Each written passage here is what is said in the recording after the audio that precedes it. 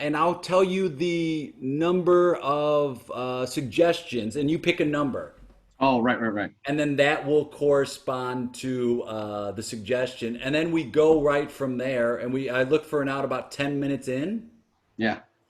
and then after that is like just a discussion about how you got into it and all that stuff. Yeah. Cool. Cool. I Uh, got my lines, got everything. yeah. Are you That's talking good. to? I talk to Jason every now and then. Yeah. Beaumont. Yeah. It was great, and because of him, because of shooting that thing that we did, where I met him, he worked on that film I did, which was great. Right. And it's so weird. He was just that guy that sat in the my guitar class with me. Yes. And now look how like everything just blossomed. You know, there's so often you're in some kind of situation and you're hanging out with other people and you look over at them and you go like, I wonder in 10 years if this is going to be my best friend. Yes. And most of the time it is not. But with him, I remember saying that. I'm like, I wonder if we're gonna like do films together. We talked about it a little bit, and then 10 years later, like, oh my God, look what we He, did. he's the main cohort with that, you know? Yeah. Um, Oh, the stuff that I'm most proud of, aside from anger mayonnaise, Thank you. he's a Thank part of you. it. He's a part of that. Dude, that I watch that video several times a year, and it always makes me laugh, dude. You getting so mad. That's one of my favorite things I've ever done. And I've talked. Somebody asked me the other day of like, are there people that just make me laugh and I break with on stage? And I said, Jillian Bellinger, John Tabor, Kevin Reome are people I have a hard time keeping a straight face with on stage because you just make me laugh just standing there. Think about the tech. It was a tiny little digital camera that just happened to have video, and I used a hunk of clay. I put it on my dashboard and shoved this little phone in there and pressed play, and like, we're rolling. It was, Welcome to the big time.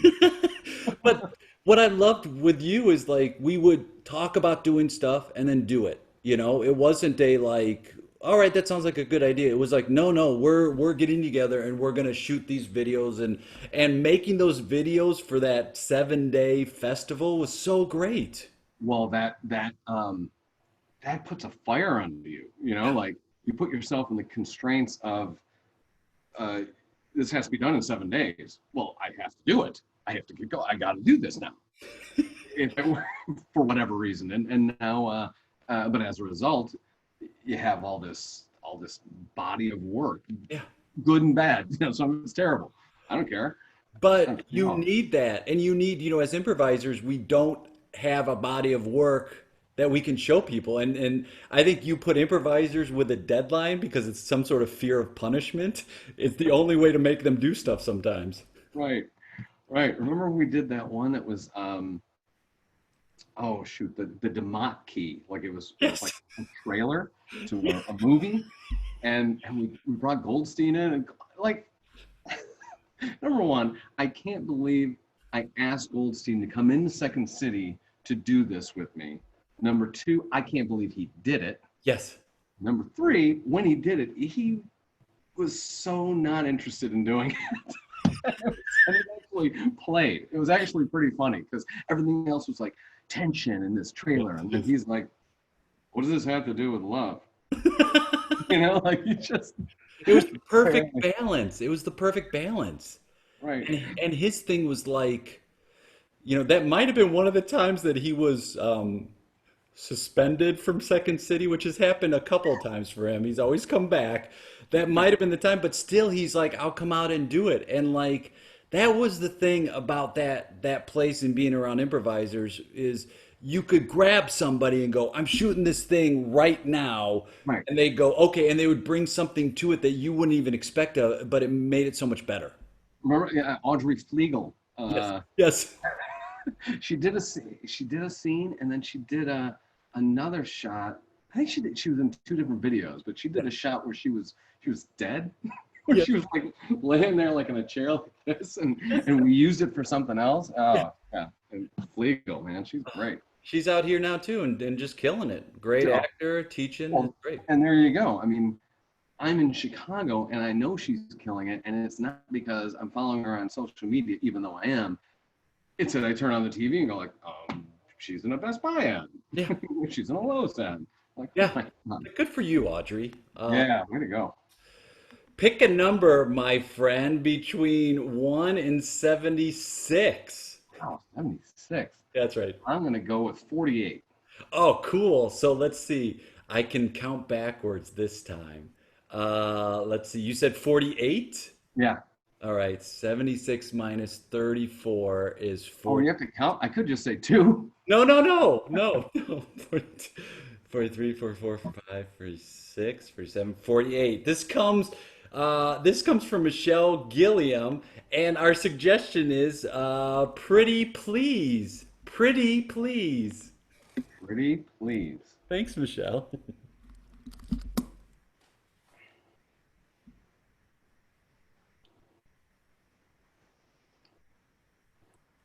I um Yeah. I really want you to let me into that party. All right. Just what's your name? And I've got a list, so I'll just check the list and. I'm not I'm not on that list. And I'm not telling you my name, but I really, really want to get in. Um, there's an old friend of mine in there that I'd like to reconnect with. And if you if you could let me in, I'd appreciate it. I mean, a lot of security. This is some very, very important people in that party. I saw Scott Baio in that party. I don't think it's that important. Yeah, I cannot confirm or deny that he's here. All right. Well, well, you know what? I could hang out here with you. Wow, wait, you would do that? What else am I going to do? I mean, I came here to get in that party and talk to an old friend. And if I can't do that, I mean, I'm not just going to walk away. Um, I'm gonna maybe make a new friend. Most, I gotta be honest, when I tell people that unless their name's on the list, they can't get in, most of the time they cry, they get angry, they try to push past me, but never has the option been, I'll just hang out here with you then. Like nobody really cares about the person at the door. They don't look at this as like, hey, maybe that person's lonely. Maybe the party could be here, not in there. Wait, Wow. you lonely? Yeah. I would. I'm gonna be honest. Yeah. Uh, the person who's in there, I'm his therapist, and I mean, if I can't help him, maybe I can help you.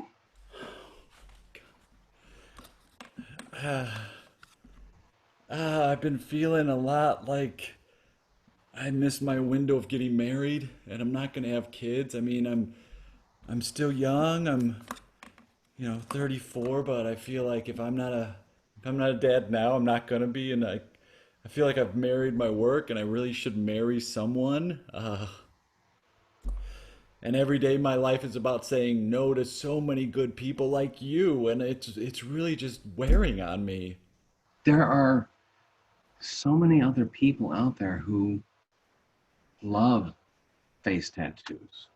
What? Yeah, I mean, you got those for a reason, Yeah.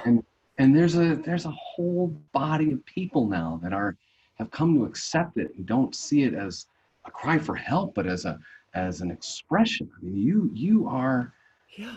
as I put in my book, you are pure potential with a foreword by Martin deMaat.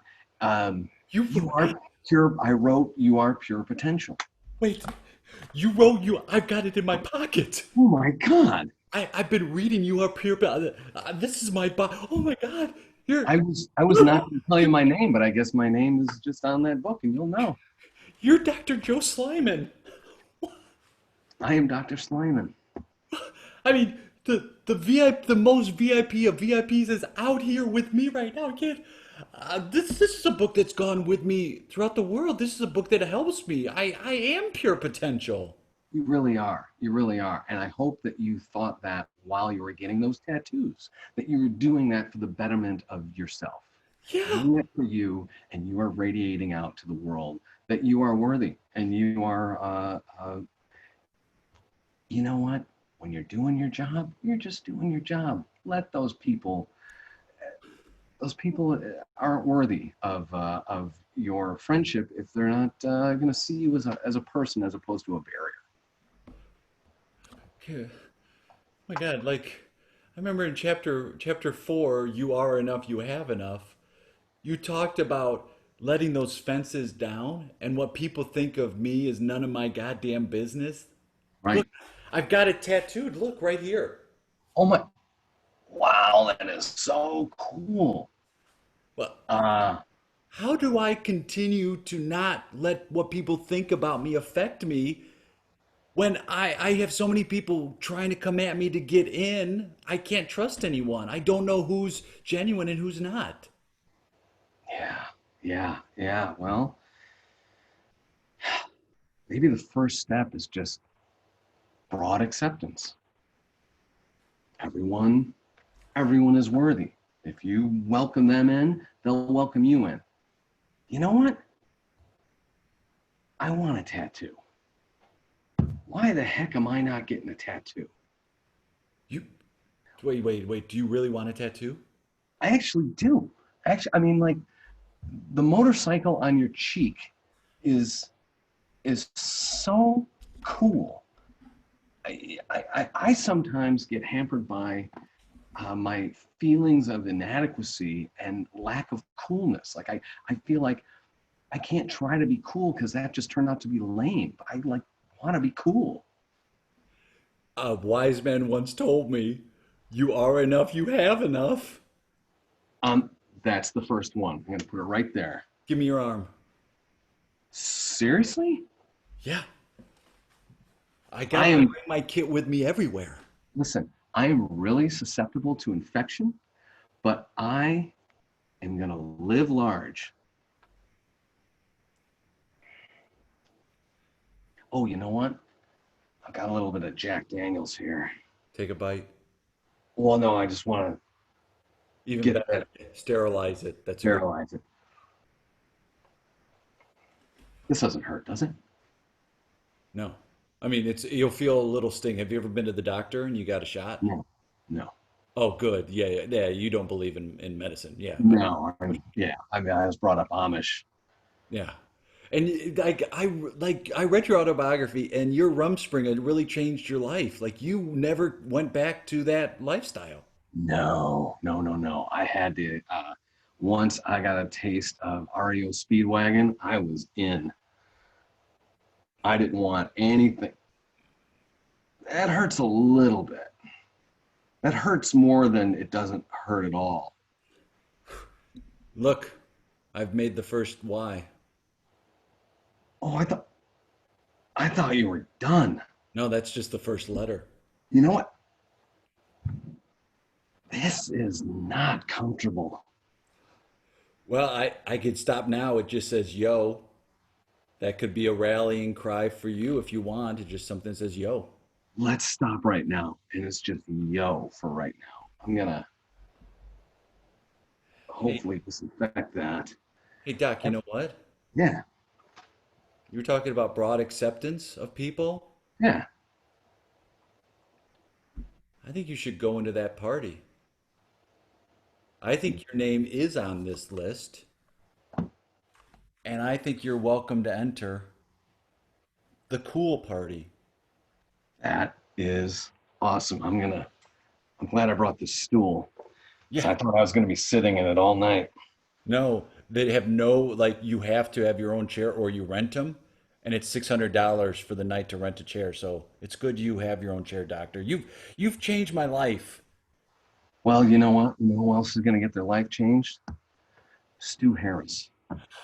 He's in that party. You're his therapist. That I'm not supposed to tell people that, but we're not playing by the rules these days.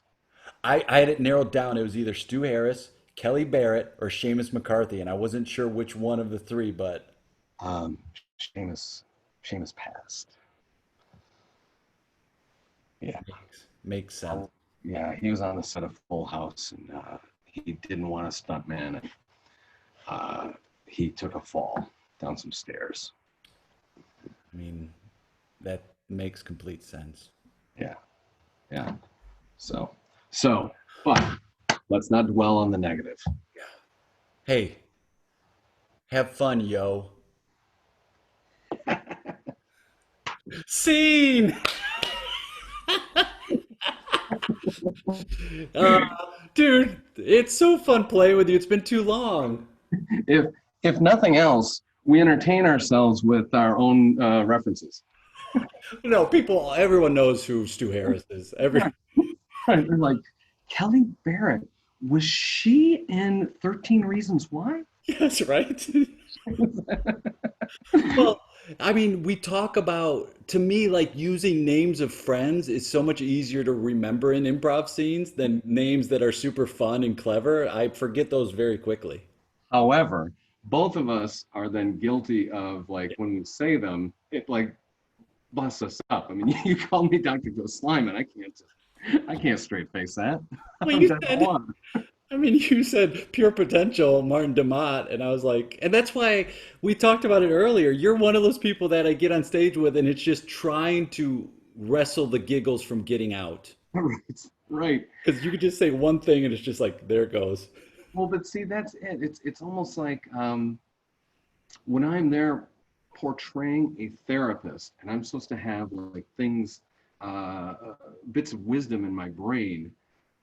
It's almost like I go to what I read on a fortune cookie yesterday. Like, I don't know those things, so I think about you are pure potential all the time. So All, that comes out of my mouth really easily. yeah. And I mean, we both, that's one of the people, I think we would agree, one of the best, teachers of improv was Martin deMaat, and that was his saying that I think we parrot a lot of his sayings all the time in our classes. All the time. What is it he used to say? So if I came from schools of like Del Close or Yeah. even Sharna, Yeah. when I am more deMaat, DePolo, Yeah. and even like Nurturer. Paul Valancourt as Yeah. a coach of our improv team. Those when I was taking classes with them, I was not teaching improv at all. But when I start to become a teacher and I start to look back on like what kind of a teacher am I going to be? What's my style? I'm like deMaat, Valancourt, DePolo, Yeah. easy. Uh, And Close? No. right. What in God's name are you doing? Remember those where it's like, I remember him telling Ed Dassey, he goes, "Have you ever read Hitchhiker's Guide to the Galaxy?" And Ed's like, no. And he goes, "In it, a whale is shattered and whale blubber falls to the earth." That's what you were in that last scene. And it was like, what the fuck, dude? Like, again, maybe, people have people have learned from all sorts of teachers, but I think you and I are both kind of the more nurturing, supportive. That's a way to help people grow more than tearing them down is a way to help them grow. Right. deMaat used to get so excited for other people's success. Yeah. He and he would say, have you walk around and you're in your own little head. And he would, and I say that. I mean, I probably said this now more than he ever said it. Yeah. But he would say, um, uh, repress your negativity. Yes. You are that smart. You are that beautiful. You are that funny. You are that talented. Repress all the voices of doubt. Repress your negativity. I'd walk around and I just soak that in like, oh, That's because right now, before you said that, all the voices of doubt and negative were swimming in my head. And I got to tell those guys to hit the road because that sucks. That's not what an improviser needs in their head, like how bad I am, you know.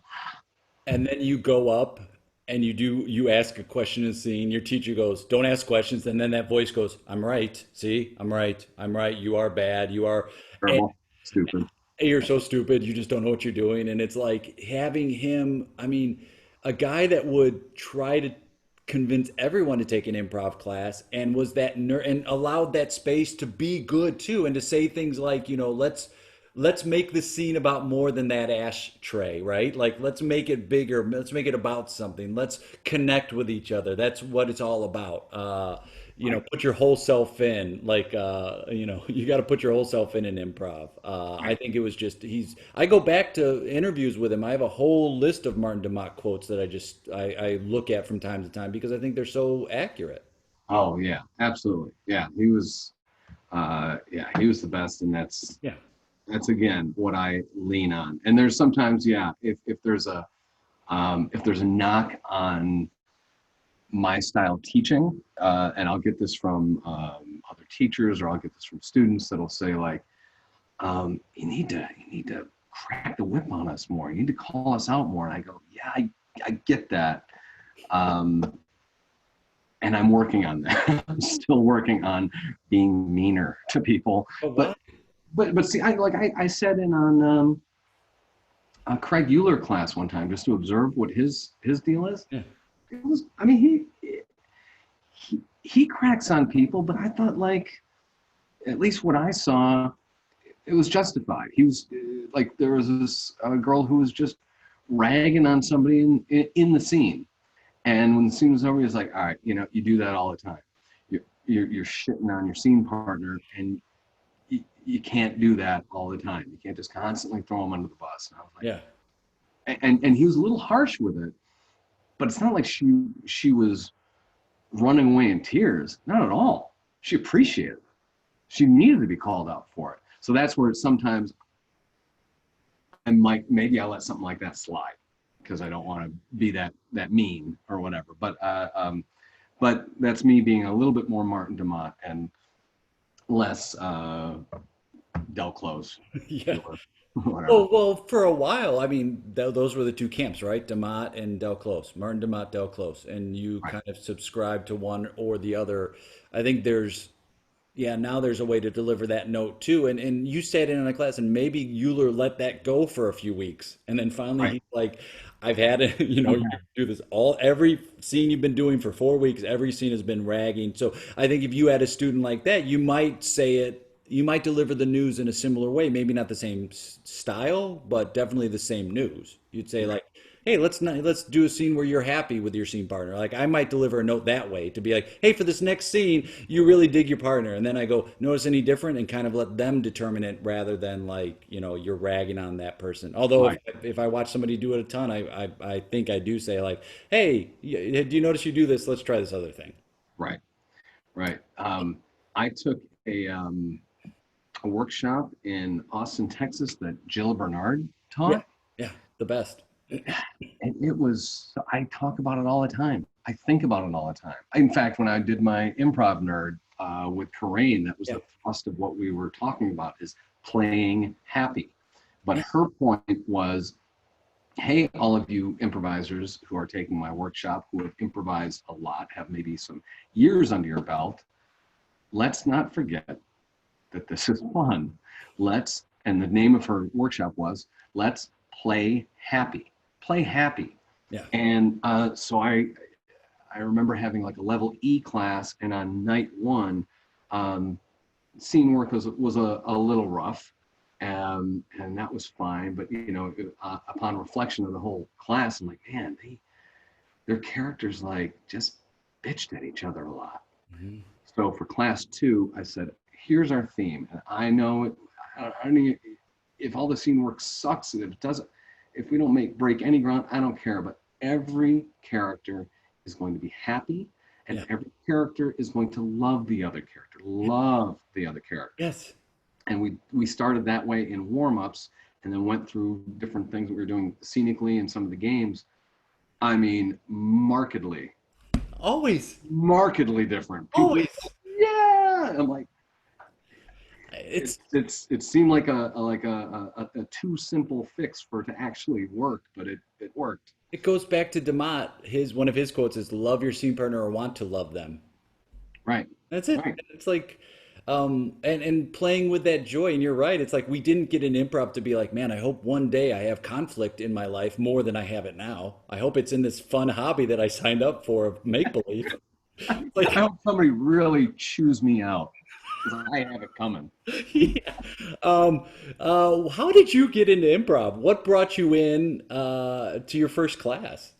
Yeah, I had taken I was a communications minor, and I had taken something called oral interpretation. Mm, No jokes, please. But I had, you know, that's where you take like the written word, a poem, or a yeah. speech, and then you affect a character through it. And that teacher, so I was like, oh, ooh, I can't wait to do this. So I was, you know, doing characters and doing all kinds of fun stuff. And she's like, you need to take an improv class here at Western Michigan University. I'm like, that's not my field. Like I can't just go like, I want to take sculpting. You Yeah. know, like your parents would kill you. But then I did have like just a wide open hole in my schedule, and I asked my parents like, hey, how about I take a class of my choice, and that'll be my Christmas present this year, because I really want to take this improv class. And your dad's like, finally, my boy's getting into sculpting. Fine.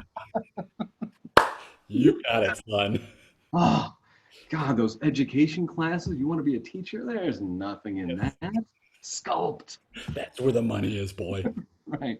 So I so I took a class, an improv class there, and then once I moved to Chicago, which was about a year later, I'm not going to say it was easier to get over my fear Mm. uh, taking that class, but at least I had a little bit of a foundation. And I'm telling you, I talk about this all the time. When I walked up those steps on Wells up to the To Second City. Second City, the box office, Yeah. which was also, you know, basically the training center, Yes. Yes. uh, Yes. and I gave so I was standing outside with my little checkbook. I'm like, what am I doing? What am I doing? I should just go home, you know. And then Self-doubt, self-doubt, self-doubt. right, and this other voice just said like, you are gonna go up there and you're gonna give them a check, and you're not gonna think about it until it's over. I'm like, all right. And I just mechanically went up there and went, it starts in 2 weeks. I'm like, you know, and then when I got on the street, I was like, what have I done? Oh no, I don't have money. I I don't gotta have a lot get of back. money. I gotta Now I get have to do it. So then once I was in you know, class one, I was pretty hooked. I did have a rule that if at any point this hobby starts to bum me out, if I stress about it, I'm out of here. Like I don't want to add something that's going to create you know, any kind of problem with me. So yeah. and I had like two. This is, you know, this is good for us as teachers and students, because like Micah Philbrook says stuff like, your work is your work. What you did is what happened, Yeah. and it's all worthy. It's Yeah. all good. It's good enough. And don't judge it. Don't call it bad. So I started level B at Second City, and I had consecutive weeks where it was bad. I didn't have that voice saying, don't judge your work. And I was close. I was close to going like, I'm getting too stressed about this. Maybe it's time to go. So there was a point where, you know, I look back on everything that I've done since, but there was a point at which I Yeah. almost walked away, which Yeah. would have been a big mistake. I tell that story to any student that starts having doubts of like being in a rut or I'm in my head or any of that bullshit. You know, like stay with it and don't judge it so harshly, man. Find the And good. how great that you go through a rut that everybody's going to go through. It's like, well, I'm in the rut. I'm in it. And it doesn't, I mean, there are times you'll go through a rut later on too. And you just Right. go, It'll change. It'll pass. I'm in it now. It might last for a week. I don't know, but it'll change. You know what my rut is right now? I mean, and I'm going to say in the past, I don't know, it was before lockdown. I was starting to go to this character so often. I still love it, but it's a little bit of a rut. It's like that Louisiana Southern Sheriff. Well, well, well. Look who we have here. Ah, And yes. Are sometimes you you do ready it to high. take our? Can you take our order now? Sure can. We got a mud pie. Yeah, that seems to be the my go-to because and before that was the doddering old man, and this is when I do the jam sandwich, and I would tell Ashley Whitehurst, I'm like, I'm not doing that old man character tonight. Promise myself, don't do it. I'm like, uh, See, where are the gauze pads? can we get a suggestion, please? Doddering old man. All right. Right, right. So I'm always saying, like, man, you know how Joe Bill talks about, just changing your physicality. I mean, everybody talks about this, not just Joe Yeah. Bill. Changing your physicality and letting a brand new type of character hit you and just making it organic, Yeah. as opposed to just falling back to like, hey, how you doing? Your stock amount of Yeah. characters. Finding something brand new, challenging in the moment that you've never done before. Like Yeah. that is fun. That is cool. But I don't always push myself to that enough.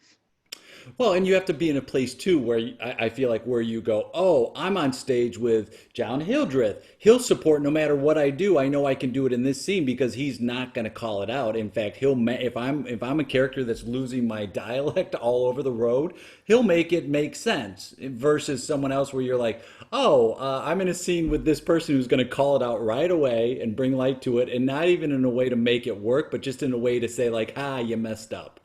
Right, right. Can I tell you a quick Hildreth story? Yeah. When we were doing a jam sandwich. So what that is at Second City was Thursday nights at 10:30. This means that a lot of the students are finished with their class and they can come and watch. But jam sandwich is also inviting students to play in the show. They have signed up in advance to do long form. So there's maybe 4 or 5 students, maybe four uh, faculty members, so just people with more experience, and we do a long form together. And what does it do? It just brings out the best Yeah. in me as an improviser, because I am doing the Martin deMaat thing. I'm doing everything to make that person successful. Yeah. They're probably scared. Maybe this is the first time on a stage for them. Well, I'm going to make them look like a rock star. And but Hildreth, uh, there was a nice learning moment when there was a student, and I hate, because everything I just said, I'm saying I'm being supportive, but there was a time where I was being a little judgy because this guy was doing like butt jokes, and I was kind of like cringing about it. And at one point, this guy goes out there and he's acting like a hamster, and he's like, "Come on, we got to get into the butt." Like he's trying to get into somebody's butt, and I'm on the back, I'm on the side going, oh my God. And then I look over, and who's trying to get into the butt even more? Hildreth. Hildreth. He's going, and I was like, get into the butt. You Yeah. got to get into the butt. Support him. Why not? Why am I not doing? I'm going to go try to get in that butt right now. I had a conversation with him and a couple other people, and I was taught early on like don't yes and evil, and I'm like that was an early on phrase that stuck with me. And Hildreth just goes, I don't know, I'll yes and evil, and that is it. It's like he has zero judgment. He's the person who has the least amount of judgment of anybody I've ever worked with. He just like you said, he'll go right up to it. He's like, you're Right. gonna do it, I'm gonna do it more. Like, and Right. there's And something that, glorious about that. yeah. I mean, if there was a better moment for me in that regard. It's like when somebody went out there, and it's a student, and she's like in a squat position, and she's doing like this crab walk, and she's making some, like, this is her initiation for the next scene. She's just going like, "Rah, rah, rah." And of course, in my head, I'm like, what the fuck? And then And then the other side of me goes like, well, I'll be damned if I'm going to let her do that by herself. Yeah. And then we're both doing it, and then it transforms into something Always. cool because I didn't judge where it was going to go. I just Always. enjoyed doing that thing with her because it was actually really fun to do. Yeah. And that's where, later you go like, that's how I want to play. I always want to play that way, and Yeah. I never want to deny hamster butt. No. And you're also I'm in. yeah, and you're setting an example for the students who are watching those shows to be like, "Oh wow, he jumped in. He didn't know where it was going and it led to something cool." And one, that means I can go out there and do something crazy and be supported. Yeah. Or two, somebody's doing something I don't even understand. I'm going to go out there and support it. Yeah. And now, right. And now it's like, I know I can now do that, something I don't even know what I'm doing to initiate, and somebody's going to support that, and we trust it'll lead somewhere cool. Right, right. Yep. Um, and when you were in A through E at Second City, you went through classes with among other people, a friend of yours, Tina Fey. And can you tell the story? I asked, I remember you telling me this story that I tell students a lot. Can you tell the story about the conservatory audition? So you go through in improv like A through E at Second City, and then you can audition to get into conservatory, which is the next level where you start using improv to write sketch comedy. And of course, Tina's a brilliant sketch comedy writer, wrote for SNL for a while. But will you tell the story of what happened to Right. you and her for that audition? So for me, I remember getting in a cab. I was working at the Taste of Chicago, working a booth, smelling like tacos. Yes, you And are. I got in a cab. And so from Grant Park to Second City, this guy was I say like, driver, Second City, please. He was like, right away. And then he starts asking me questions about it. He's like, what are you doing there? I'm like, I'm going on an audition for this class. And in that time, I just talked about improv the whole time. And he at least acted interested. But when I got on that stage, that was the perfect warm up. Is just to talk improv, talk Mm. about like how to be successful in improv. And so I definitely auditioned above my ability. Mm. Like the scenes that I did on that day, when I got off, I was like, I'm not as good as that. like my regular portfolio of work is not that good. I just suddenly, Shh, right, don't tell anyone. tell anyone. Right, right. I suddenly made it to I fluked my way to the finals. But so, so I got in, and then Tina, she wasn't in my group. I didn't see her audition, but she did not get in. And so I always tell my students, I'm like, look at this on the grand scheme of things. Do you really think she was going to let that get in her way? Yeah. And in fact, if you ask anybody on the main stage at Second City, how many times did you audition for touring Mm. company or Mm. for a boat or or anything at all? How many times were you told no? It's like, oh, I auditioned maybe 4 times. You're like, oh my God, this guy says he auditioned 4 times. I mean, this guy rocks. You thought that he was just born with it? No, he was told no. He stayed in the game because Chicago offers you Yeah. so many places to continue to learn your craft and not and it's not like it's nose to the grindstone. It's fun. You're out hanging with your friends and learning and getting better and having laughs. And you come back and you audition again. Maybe you're told no again. Screw you. Then I'm going to go write a show. I'm going to go be part of this group. I'm going to try something experimental over here. Yeah. So all those people, Tina included, just like, I'll audition next time. Big deal. Like, Yeah. she wasn't thrilled about being turned away. Nobody is, but that was never going to stand in her way. No, and she probably talked to Martin deMaat, who made her feel like he had an ability to make you feel like that was a great thing that happened to you. And at the end, you're like, that was a great thing that happened to me that I didn't get in. Like he had that ability to do that, and she also just worked all, she wrote all the time, and she like you said, that wasn't going to let her, it wasn't going to stop her, and she just, and the same thing with what she's been up to now is like she's not going to let people stop her from doing her thing. She's going to put what she thinks is good out there, and there's an audience for it. Right. Right. Yeah. Yeah.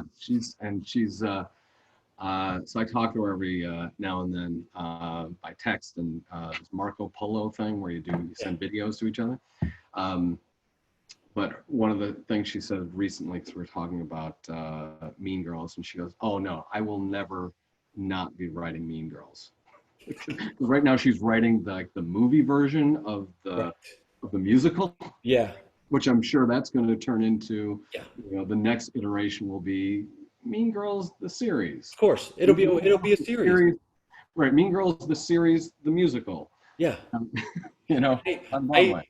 I saw Mean Girls. Actually, I saw it on Broadway last December, and there are names that pop up in the musical where you're like, "Oh my God!" And then you message those people, and you're like, "Do you know your Right? name?" And they're like, "Yeah, she asked me if she could use my name in that." So you're hearing these names in. Isn't like Al Samuels in there?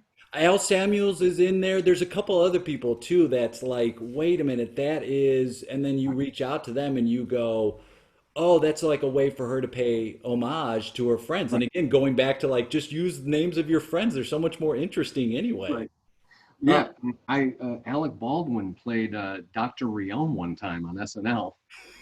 that's you, dude. Right. And Tabor, like he texted me like in real time. Like it just happened. He's like, oh my God, and I go like, what?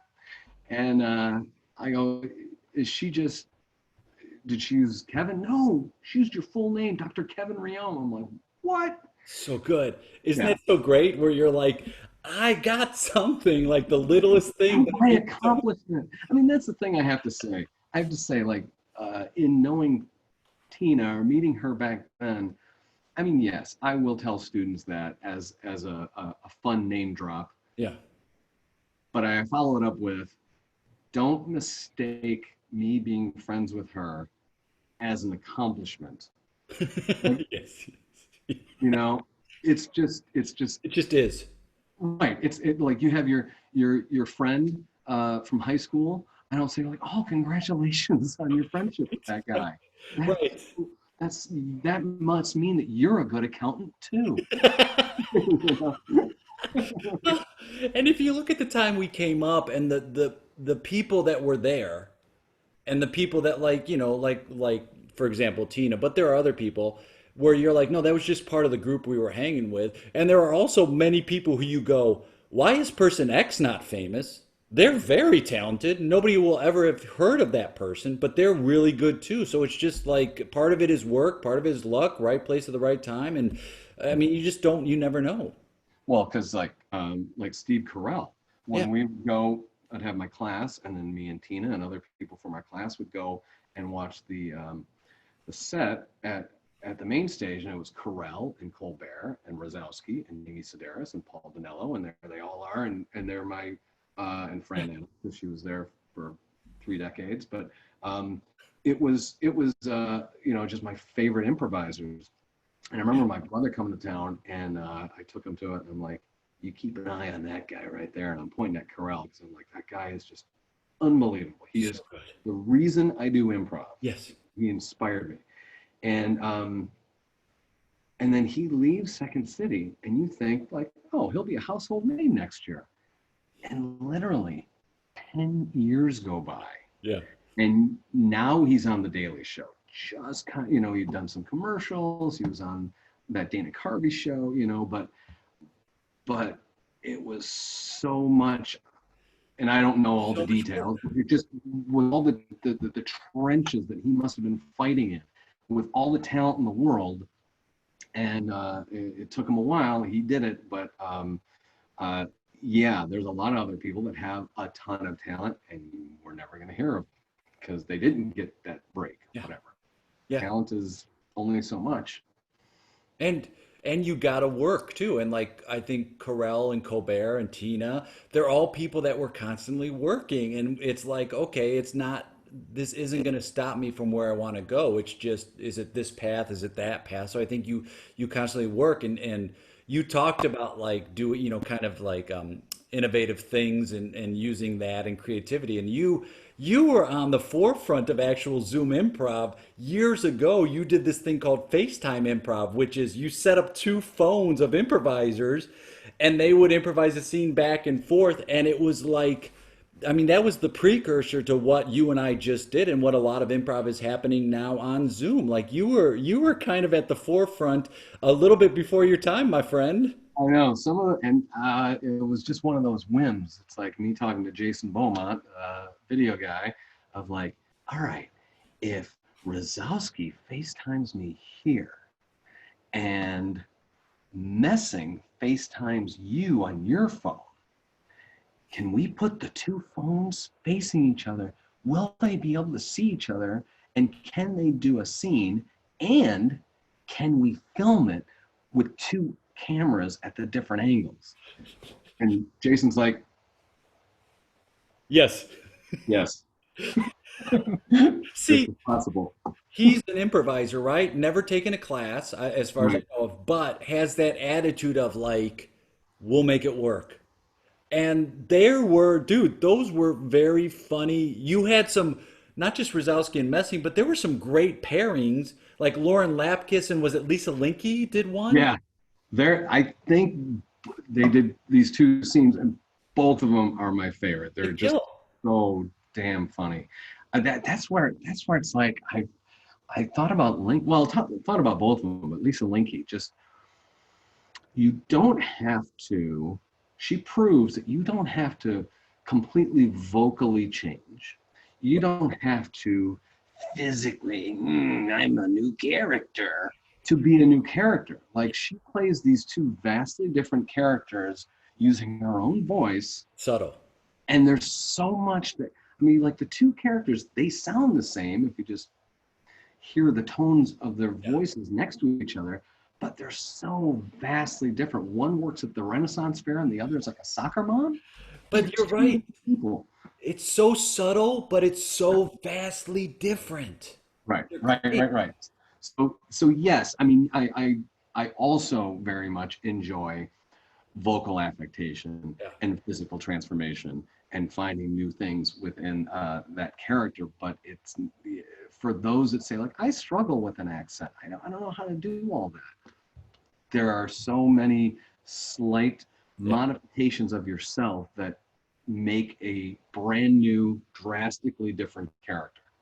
And we, you and I both trained about around the same time, and we went through IO, and it was that thing of like, change a part of you. You don't have to, you might not have the tongue for the dialect, and Lord knows if I'm ever put in a position to do an accent of anywhere in Europe, I start kind of French and go to Spain and go to England, like I go all around Europe, but I can change attitudes, and I can be more emotional, and I can let that affect me. So there are ways to do characters, and just start embracing, like, be open to learning, but also start embracing, oh, this is my style of character play. I play heightened versions of me. That's pretty much it. And I will play those, and there's enough there to be able to be comfortable in any scene I'm in.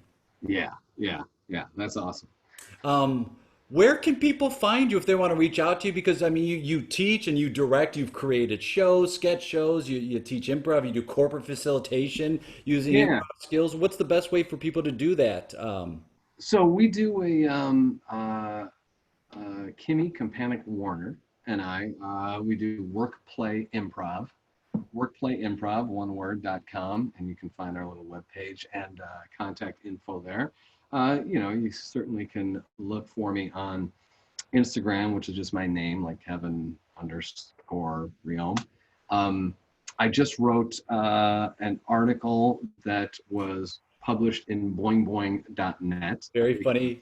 I'm this great writer, but because Jason Weisberger is the editor of boingboing.net. So he was on our original Inside Vladimir improv team back in the early 90s. And so I wrote about how the team got its name with Tina and Amy on it. No spoilers. I mean, it's a great story. You can't Right. don't give away how it is, but you you came up, I mean, you suggested the name kind of on a whim, not really. I don't even know if you suggested it, but once they heard it, it was like that. So the story behind Inside Vladimir is such a great story. And it's cool because Jason embedded a video that I referenced in the story of Tina and Amy. I think they had just gotten an update together. Like Tina had been doing it, Jimmy Fallon left, and then they say like, "Are we going to have a co-host for Tina?" Yeah, let's make it Amy. And so now Tina and Amy are doing Weekend Update on SNL, and now they are appearing on the Tonight Show together with Jay Leno. And right out of the gates, they're talking about Inside Vladimir. Which is And your team. our team, and I'm, at home watching that going like, oh my God, they are talking about it right then. And even, there's this other thing, Amy kind of, I don't know if she misremembered it or whatever it was, but she was talking about being in the van with Second City Tour Co. Yeah. And, going around Texas with Tina and this, group of people playing college campuses and all these gigs, and coming up with theme, like sitcom theme songs Yeah. for each other. And I'm like, wait a second. I don't know. I mean, maybe that happened then, but it definitely happened before that with the Inside Vladimir guys, where we all had theme songs. So the one for Tina, and she sings it on the Leno thing, she goes like, Tina, Tina Fey, ding, right? And then mine was, it's Kevin, it's Kevin, it's Kevin, it's Kevin Reome. Everyone had one. Last one I'm gonna do. Wait. It goes, Mike, minors. There we go. Well, and so I either forgot or never saw her talking about that with Jay Leno. I'm like, oh my God, we used to sit around and make theme songs for our names. Well, Talking about it. and aren't those the best things about being on a team? Like the shows are great and everything, but those bits you do off stage and the hanging out are so much more fun than the shows you do on stage. Yeah. You have little runners, you Yeah. have those running jokes and yeah, sometimes they come. I mean, there's plenty of times where I'm in an audience watching an improv team, they're cracking up about something that I don't understand. It's like because they brought out like an inside joke. It's like us Like Stu Harris. about Dr. Joe Slyman and Stu Harris. People are like, I guess it's over my head. I'm sure they're famous people. Well, I mean, to be fair, dude, you referenced Scott Baio. How many people? How many people are like, oh yeah, Scott Baio? Like, Of course, goddamn. Didn't he? Wasn't he in the war with F. Scott Fitzgerald? Like, I don't know, but can you take our order now? Exactly. Well, dude, you're the best, man. It's so fun connecting with you. I can't wait to do it again, man. Yeah, this should just be a weekly coffee. Yeah. Where we just get together and Do it. talk shop. Yeah, let's do it. Let's catch up. I can't wait to talk again, my friend. Yeah, good stuff. All right, brother. Love you. I'll see you soon. Bye. See ya.